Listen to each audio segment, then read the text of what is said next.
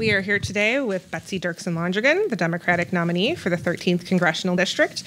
We appreciate you being here today and invite you to start by providing an opening statement as to why you think you're the best candidate for this office. Sure. Thank you for having me. You know, many of you already know that my tipping point for getting into this race was the day that I saw Congressman Davis celebrating on the White House lawn that they had just voted to take health care away from millions of Americans. You know, for our family, in the summer of 2009, when our son Jack was bit by a tick, it could have cost us everything, including his life. And I want to make sure that other families have the same opportunities to move forward and have the same access to quality, affordable health care and are able to move on with their lives. And the voters in the 13th District are going to have a real choice in this race. On the one hand, we have a congressman who talks about bipartisanship and votes with this administration 96.7% of the time. We have a congressman who talks about being accessible but yet refuses to do town halls that are open and free to the public, who talks about protecting pre-existing conditions and yet has voted 11 times to strip those protections away from people. And a congressman who talks about being an independent voice, but if you just look at last quarter's fundraising, over 2/3 of his money came from special interest in PACs. And in contrast, we have me, a first-time candidate, former middle school teacher, a university worker, nonprofit worker, self-employed person who brings a diverse experience to this race. And if you look at our fundraising last quarter, over 30,000 individual contributions that averaged $18.53. I'm in this race to protect the Jacks of the world, to make sure that they have access to quality, affordable health care. And I just finished my 14th town hall, all open and free to the public, where Democrats, Republicans, independents, and everything in between meet and have conversations. And I'm putting in the work to make sure that I listen to the district, and I believe I'm best positioned to represent them because I'm asking them what their priorities are. And a funny thing happens when you ask people what they think. They tell you. You mentioned in your opening statement healthcare is a huge issue for you while you got into the race. Describe for us what would be the ideal healthcare system that we need to see in this country. Sure. Well, throughout the course of the last 14 months, I can tell you it is an overarching concern for people throughout the district, whether it's the cost of prescription drugs, whether it's access to services. And what I have said is that I believe that the first thing that we have to do is to fix what's broken, and we need to make sure that we stabilize the ACA and that we protect these essential health benefits that we rely on. And in terms of a next step, I think it would be very beneficial to people throughout our district in particular to offer Medicare as a public option, and beginning with rural and small communities and small business owners who are facing real hurdles in accessing health care. When you say stabilize the ACA, how would you go about doing that? Well, I think we have to make sure that the subsidies are in place, that the individual contributions are in place, making sure that people can plan for, people meaning businesses and hospitals, can plan for what's coming down the pike to make sure that Medicaid is funded, Medicare is funded, because they are, they count on these funds to make their end work and to provide health care. Ensuring the subsidies are in place means we need money to pay for them. Where does this money come from for that? Well, I think the first thing that we have to do is we have to address some of these ongoing issues with prescription drug prices. And we talk a lot about pharmaceutical companies, but the fact is that there's other middlemen who are reaping many dollars from federal and state governments, and those are the pharmacy benefit managers that need to be addressed. There are big transparency issues where we don't know exactly what they are reimbursing pharmacies, what they are paying for drugs, what the federal government is then being charged above and beyond the costs. And what began as a processor became an industry unto itself. And so I think getting some transparency into that industry could potentially save many dollars for us. Another issue we discussed in the primary remains a big one is immigration. What changes, if any, would you make to the country's immigration policies?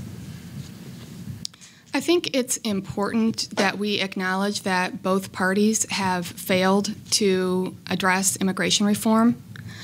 I am against abolishing ICE. I believe that we do need border security and that we need to have comprehensive immigration reform. We have to address the problems, and we need to protect our dreamers. We need to have a clean DACA bill. And while we secure our borders, we also need to provide a fair, earned, and humane path to citizenship. And it requires both parties coming to the table. When you say we need border control, does that mean you support a wall between? I do not support a wall. Okay. No, I believe that when you are focused on one border that is the southern border, we're also leaving open the northern, eastern, western borders and ports. A comprehensive means all around, and I think that's what we need. So bipartisan's always pretty easy to say, to come together. The difficulty, well, could you identify kind of what your stopping point would be on comprehensive immigration reform in a bipartisan bill?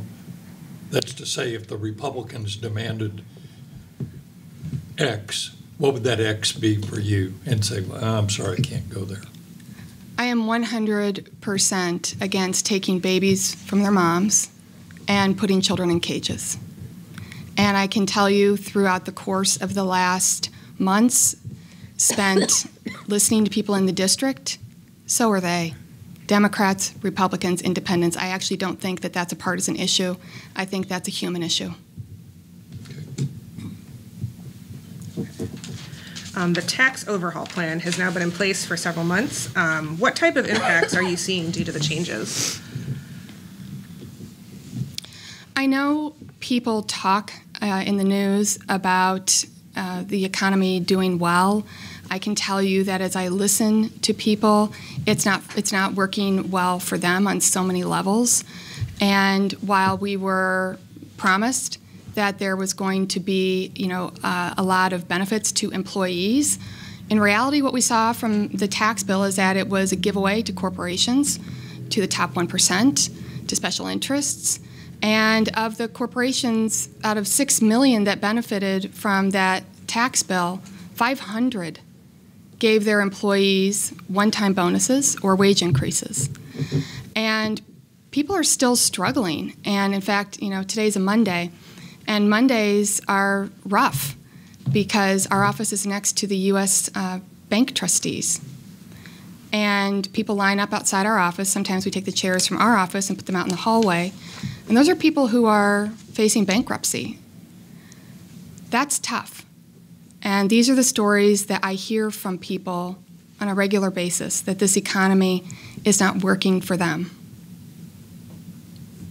So one of the things I just read this morning, that the person that's supporting on Times Square, the U.S. debt clock, has determined that enough's enough.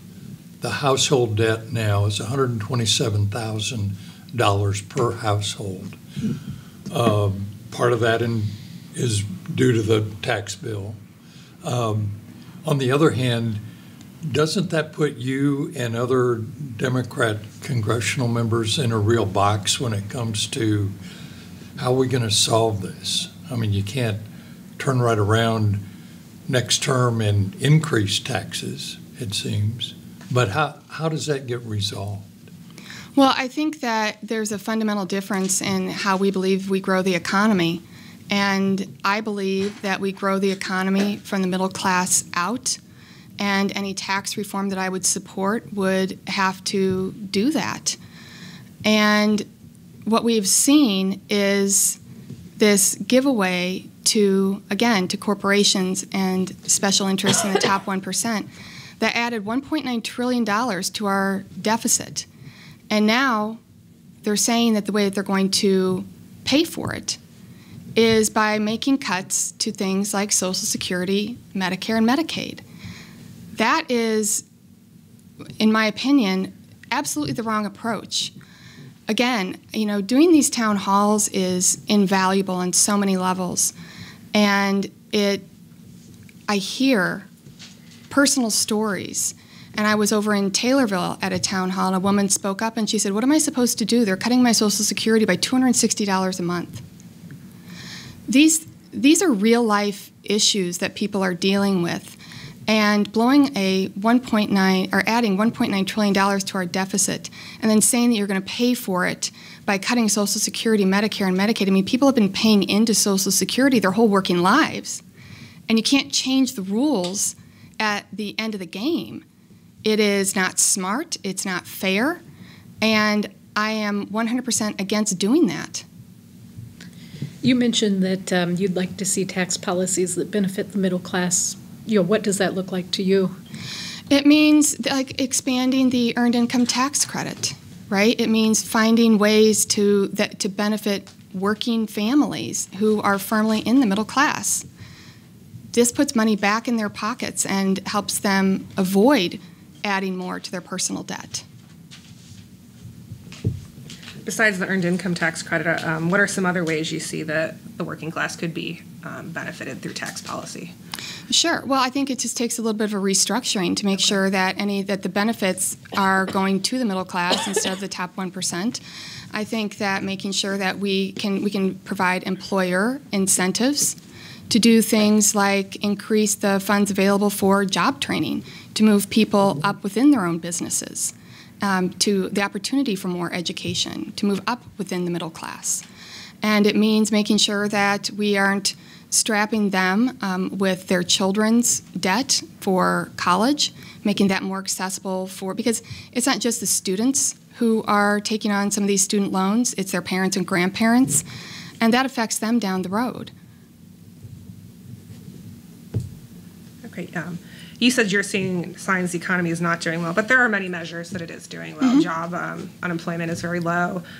Stock market is high. There are a lot of indicators out there that are doing that. Why is that not something you see as a good or signs of a strong economy? Oh, no, those are good things. Okay. It's just that it's not equal for everybody. Okay. And a lot of the people that I'm talking to throughout, our neighbors, our community, and our district are not seeing the benefits of that. And we still have problems where, the other day I was there. There was a family, and both parents are working. They cannot afford. They make too much money to be on Medicaid, but now they have to buy insurance, and it starts next month. It's going to be $800 a month. So there's a glitch there where people who are working and are contributing are not able to afford to protect themselves and their family. And these are the people that our economy is not working for, and I hear from them every day. So I'm always kind of interested in how people became what they are. So you're a Democrat. So how was it you came to be a Democrat? And what are a couple of principles that Democrats would hold close, and how would they be reflected in your work in Congress? That's an insightful question. I believe that I'm doing better if we're all doing better. And I see the correlation between helping my neighbor, because I think it lifts us all up. I see the benefits that I've had throughout my life, and I want to make sure other people have the same opportunities and benefits. I look at the experience that our family went through, and I have so much gratitude for it. And it breaks my heart to think that other people might not have those same opportunities. I want to make sure, with healthcare as an example, I want to make sure that no one loses someone they love because they can't get to a doctor, can't afford their doctor's visit, can't afford their prescription medicine, or stand to lose everything they've worked for their whole lives because of a medical emergency. I just believe that we do better together.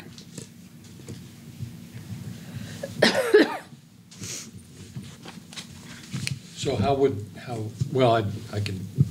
what would a couple of principles then be that you'd carry to Congress? Actionable kind of steps that you'd take as a result of, I'm doing better if we're all doing better? Well, I think it goes to making sure it's about your priorities and making sure that, for example, that all children have access to a quality public education, making sure that all families have access to quality, affordable health care, making sure that if a four-year college is something that people want, that we are opening the doors and encouraging people along that path, not throwing up hurdles.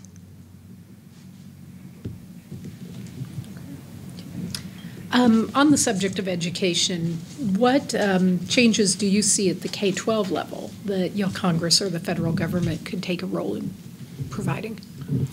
Well, I think making sure that that we are supporting the services within schools that in turn support the teachers and the children. That means making sure that children are fed. It means making sure that we're providing the behavioral, mental health and social services that children need, because so much of that is landing on teachers that it becomes very difficult for them. And so making sure that we are providing the services within the schools that help the teachers, that help the students. And you mentioned you were a teacher. How long? I did. I taught 2 years. I taught middle school, 7th and 8th grade. And I always, tell people that I almost identify my own brand of crazy when I tell people that I actually loved teaching middle school. I thought they were fantastic. Yeah, that is, I have teachers in my family. None of them would want that particular age group. I know, and I love them. I just thought they were fun and lively and wacky and wonderful. And do you see, you mentioned making sure they're fed. That's certainly a federal program. What other types of federal services do you think Congress could help local school districts get? Because education is, at the K-12 level, very local. And Right. I mean, a lot of decisions are made at that local level. So what else do you see federal government being able to add in well, there? making sure that the title funding is in place, making sure that teachers have the resources, for textbooks and services that they use. What about at the college level? You alluded earlier to the cost, the student loans, how those are affecting people. Is there a role for Congress in making higher ed more affordable, and if so, how? Well, sure. And I think that, first of all, changing some of the conversation and making sure that we are actively talking to students about different paths that they can take, because there are fantastic opportunities in vocational schools and wonderful apprenticeships that are out there. So making sure that we're talking about those options. Community colleges have so many amazing programs to offer. And then some of them are partnering, like Lewis and Clark, the notebook that I have here. Lewis and Clark partners with a lot of the bigger universities, and you can get dual credit from high school that transfers then to the community college. That helps with affordability. And with the traditional four-year education, making sure that, for example, that students can refinance their student loans at a lower interest rate. And making sure that Pell Grants are funded so that students have the opportunity to attend universities if they choose to. And incorporating different programs like expanding the work-study and allowing college students to actually work off part of their tuition by going back to high schools, working with the students, because there are problems with students, who are unable because they're unfamiliar with how to navigate the college system, whether it's the application process, the financial aid process. And having somebody who's just been through that process work alongside them would be hugely valuable.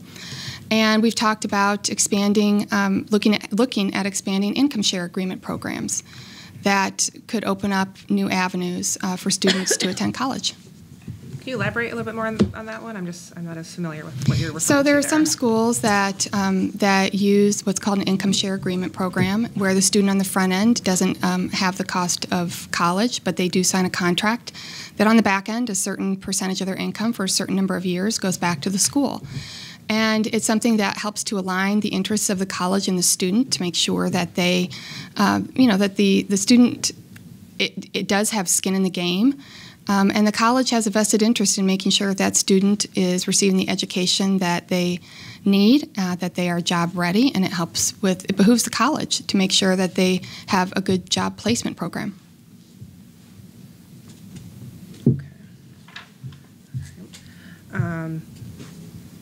Moving on to trade, another popular, I don't know if popular is the right word, but a common topic right now. What sort of trade agreements would you like to see with other countries? I think, any trade agreement that we enter into, we have to make sure that we're looking out for our American workers, and that we are looking out for some of the environmental standards that we've been a leader on, but our that's okay. And our making sure that this is beneficial all the way around. What does not benefit us is turning on our allies like Canada and Mexico. And it certainly doesn't help us when we enter a trade war with China. We're seeing the effects of that in our district. Here in Illinois, I think the Chamber of Commerce said that the state of Illinois has $4 billion worth of exports at risk. $1 billion of those dollars are soybeans, and here we are in the heart of soybean country. And I hear from farmers that they are scared. Since March, they have lost 20 to 25% of their crop price. I was in Pana the other day, and I was chatting with a woman who has her family's sesquicentennial farm. Her family has made it work through the Great Depression, through every economic downturn.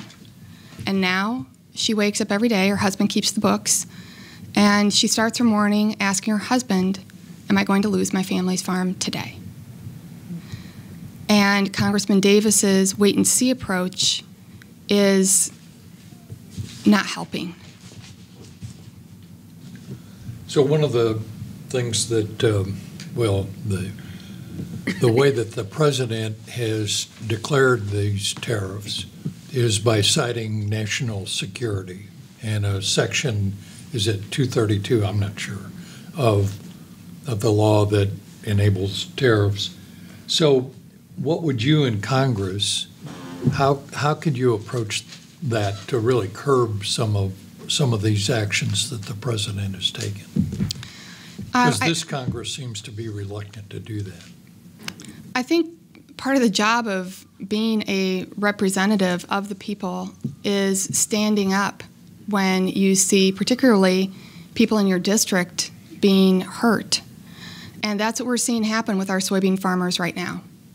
And here, and it goes beyond our soybean farmers, it goes to our farmers in general. We have a representative who sits on the Ag Committee, and right now we have 3 counties in our district, Christian, Macoupin, and Montgomery, who stand to lose $1.3 million in Conservation Stewardship Program funds because they changed the formula to benefit high irrigation areas, and they're not reimbursing at the same rate for cover crops. So that money is going to go to farmers in Colorado, California, and not into our district. If you're a representative sitting on the Ag Committee, you should be jumping up and down to save the dollars for the people in your district, not letting them flow out to other states. Do you think there's any place for tariffs in our trade? I guess what would reasonable tariffs look like to you? I think in the very beginning, what President Trump was trying to address was China dumping steel. And that needed to be addressed. The problem is that it went a bridge too far in joining a partner like Canada in that. And then it went way too far by starting a trade war. So I think there has to be a thoughtful approach to address things like China dumping steel without starting a trade war that, particularly here, is uniquely impactful in a negative way. As we've just been talking about ag in the 13th District, it is a very agricultural district. It's a huge industry for us. The Farm Bill is being discussed right now. What would you like to see the Farm Bill, the final version of it, include? Well, I mean, obviously, crop insurance is important to the farmers, and I believe that, you know, the Conservation Stewardship Program dollars need to stay here in the 13th District. The farmers depend on that. And in terms of the, you know, the Supplemental Nutrition Assistance Program, I want to make sure that people who are benefiting from that program don't have new new hurdles thrown up while they're trying to access food. What type of hurdles are you referring to? Well, you know, like when they wanted to add the work requirements. There already are work requirements. And there already are programs in place to help people with job training. If you want to expand on those programs, that's one thing. But to divert money and create an entirely new bureaucracy makes no sense to me. And at the end of the day, the SNAP program has been hailed as a very effective, very efficient program. And I want to see it protected. On your campaign website, I also noticed under ag you had you mentioned the need for farmers to have good communication and how you would want to have more modern technology in the area. Explain to us what you mean by that. Well, part of that goes to a bigger picture of infrastructure. And I have said repeatedly that I will work with President Trump happily. I will work with anybody to bring infrastructure dollars and projects back to the 13th District. You know, we are a big, beautiful, diverse district, and our needs reflect that. We obviously need money for roads and bridges, but we also need our waterways deepened and widened, and we need our electrical grids and our water lines updated. And we still face a digital divide. So making sure that we have broadband accessible to every corner of the district, I think, is important. Are there specific things? I mean, you said broadband and specific. How would you pay for that? Well, the programs we already have some programs in place, and it's part of an overall infrastructure plan. I mean, there was a plan introduced, I think, well over a year ago. Congress has done nothing to move it forward, and I want to bring those dollars back. I want to move the infrastructure plan forward because those are jobs that can't be shipped overseas. They're good paying jobs. That money will go right back into the local economies. And at the end of the day, the results of those projects are only going to make our local economy stronger throughout the 13th District. With infrastructure, kind of a project close to everyone's heart here is the rail relocation. Any thoughts about that? Well, you know, making sure that we continue with funding the rail project is important, and it's important here in Springfield. It's important over in Decatur. It's important, you know, in every corner of our district. Because right now, what we're looking at, let me use Decatur as an example, because they have 3 Class 1 railroads that meet right there at the hub. And there's a fantastic project that they have all laid out, ready to go in Decatur, that will completely, in the best possible way, just explode that economy all over in the best ways. You know, if we are able to really create that and add to that Midwest Inland Port and create that hub, then that means that there is going to be more opportunities for businesses to come in. And that expands over to Springfield. It goes up to Bloomington Normal. It's going to help over in Champaign-Urbana because we can actually take some of the traffic from the Chicago rail yard, bring it down, run it through Decatur, and we can do it better, we can do it faster, we can do it cheaper, and it would be a real boon for this area.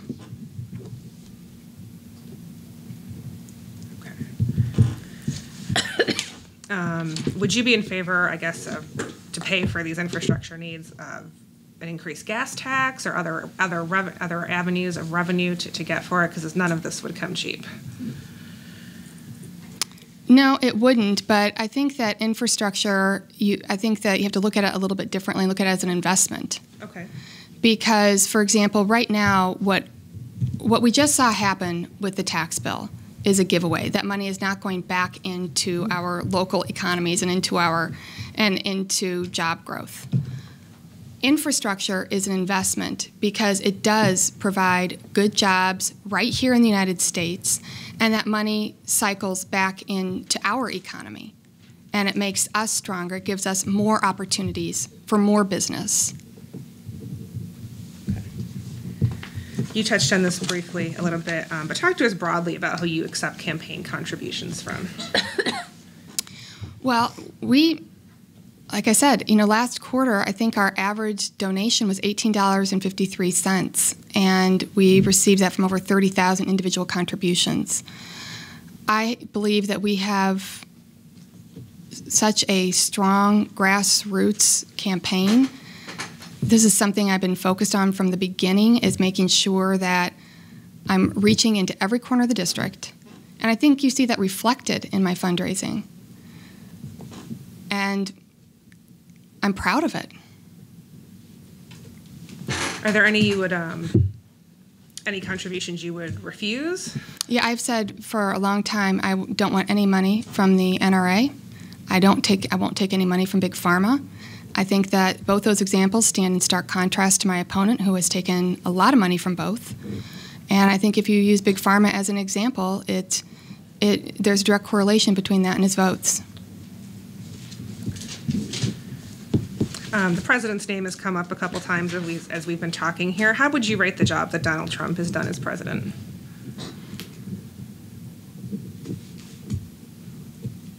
It's a complicated question. I think that there are things that he's made an impact. But it's funny to me that a lot of what I hear in the national news is not reflective of what I hear on the ground.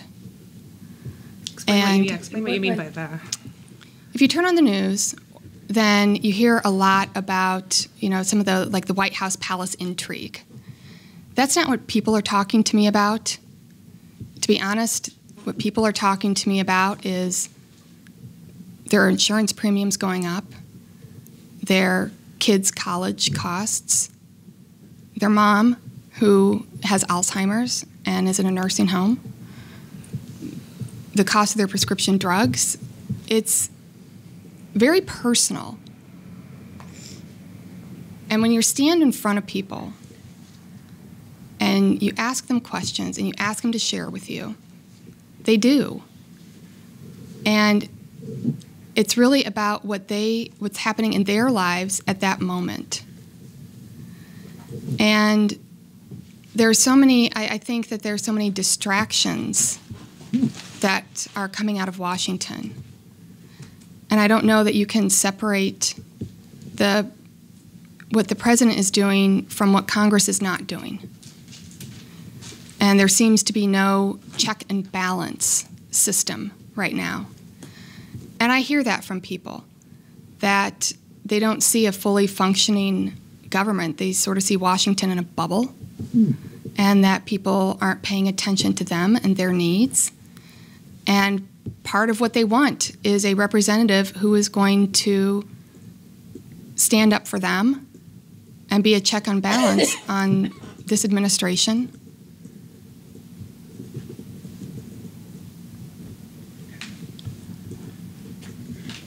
Do you think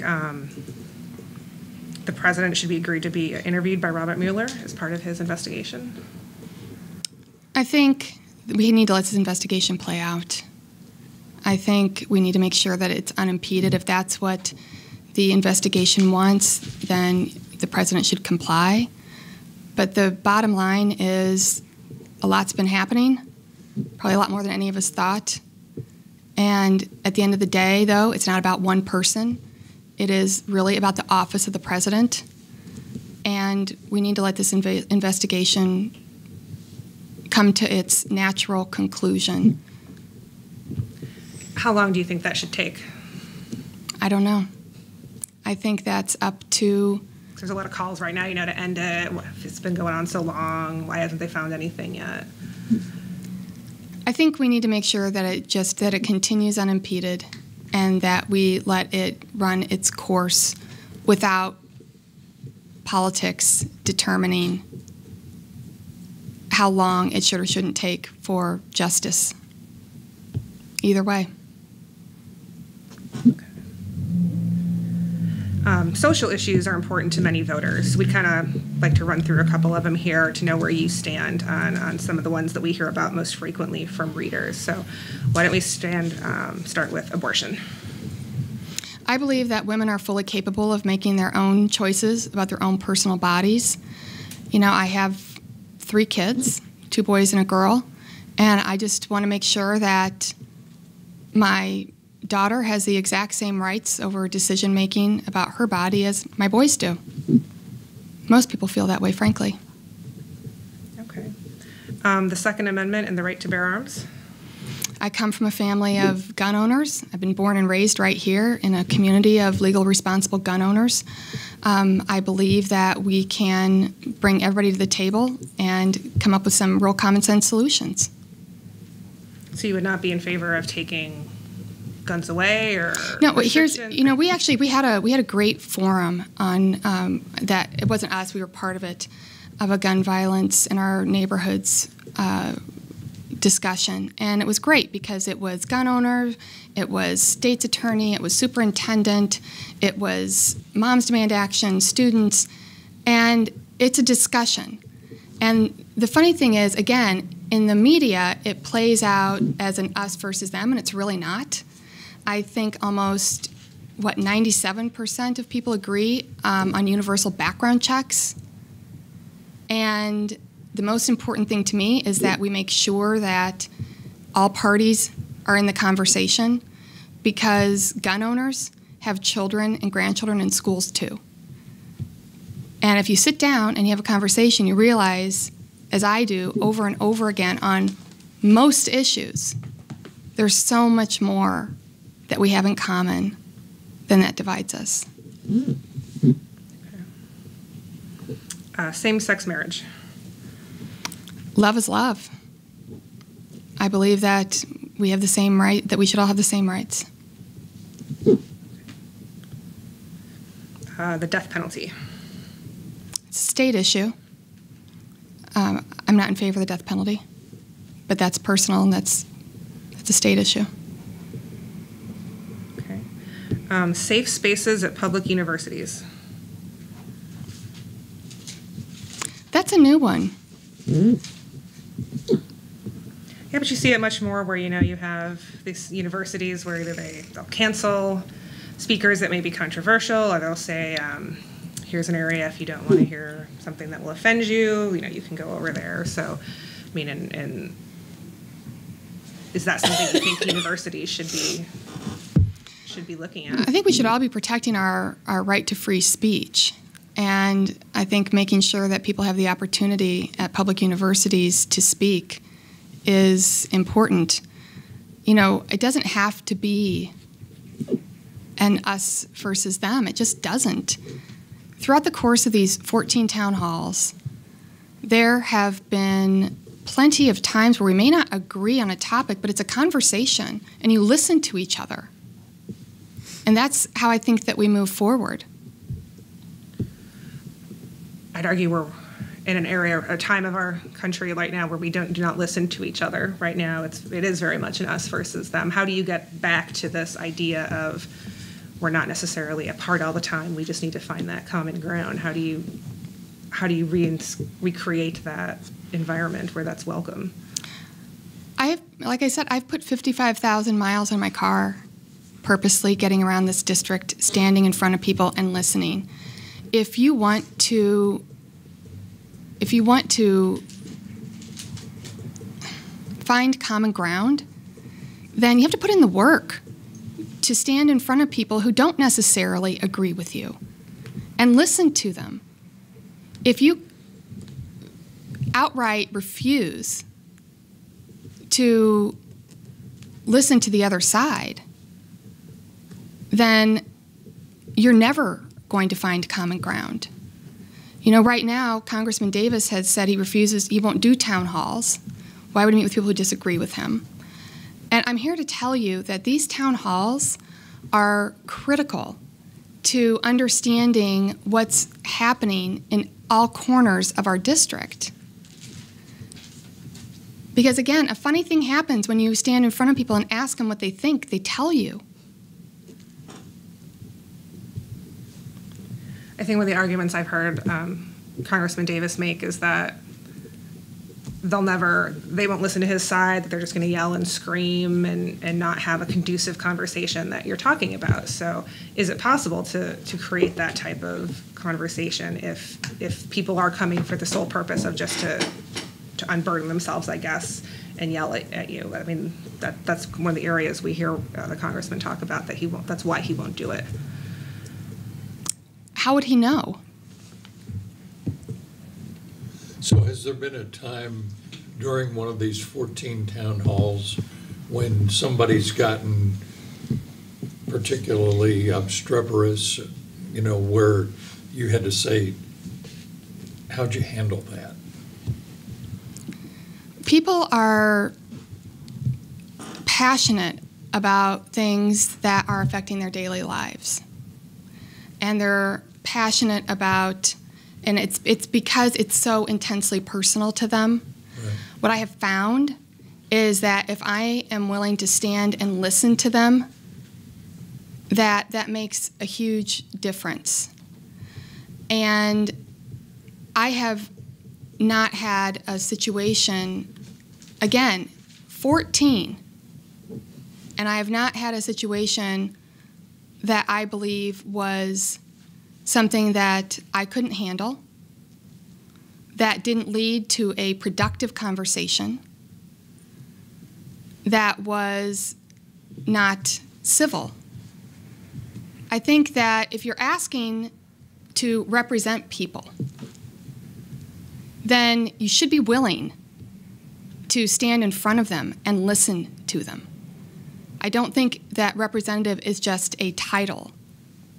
It's a job description. Did you ever feel personally threatened or unsafe in one of these 14 town hall meetings? No, the only time I felt personally threatened and unsafe was when Congressman Davis's field director came after me at an event. And the thing that was so disappointing is that it was so unnecessary.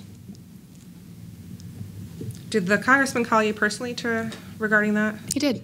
Okay.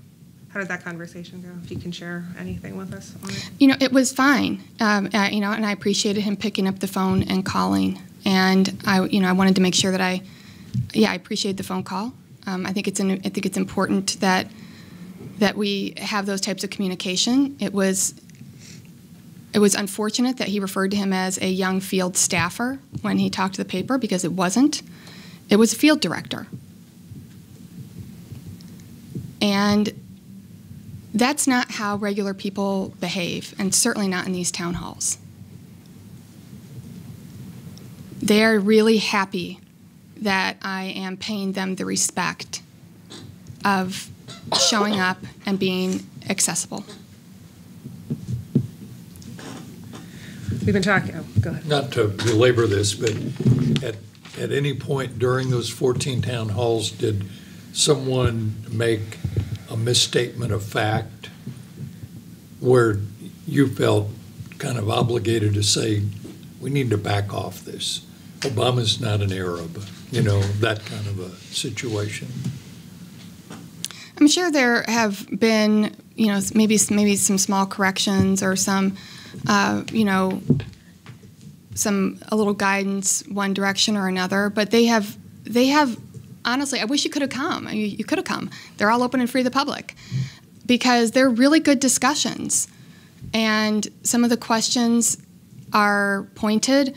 Some of them are, new information, and they lead me to learn about a subject that maybe I hadn't known about before. At the end of the day, they just have been fantastic. Can you give us an example? You said some of the questions have led you to needing to learn new information or about a new area. Is there a particular instance you could share with us? Sure. So I was at a town hall in DeWitt County, and a woman at the back, who is a Republican, was asking me about the effect of the tariffs on dairy farmers. Okay. And because we're here in central Illinois and there are so many corn and soybean farmers, and we do have livestock, but dairy farmers and the effect of the tariffs on dairy farmers was something that I was not familiar with and didn't want to give her wrong information. So that night I went home and we talked, we looked it up, we found some more information, I responded to her, and we had a nice exchange about it. We've been talking the last couple minutes about civility, and I know it's something this side of board would like to see more of. So we ask you, what is something you admire about your opponent, Rodney Davis? I think that he coaches, if I remember correctly, he coaches his son's football team. And I think that's great.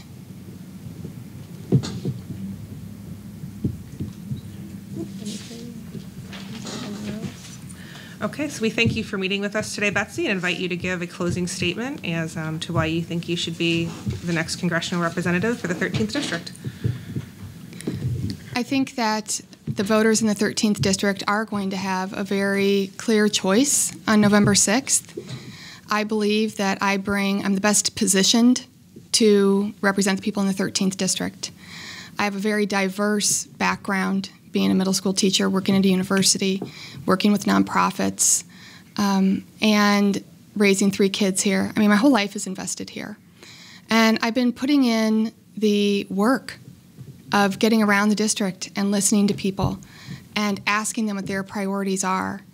And by doing that and by being accessible and listening and learning from them, I believe that makes me the right person to take their voice and their priorities to Washington. And I think that's what they're looking for. I hear it all the time, that they really want someone who is accessible to them and standing in front of them and listening, and that they believe is going to fight to protect their health care, protect their Social Security and Medicare, and take them and their families and their best interests to Washington.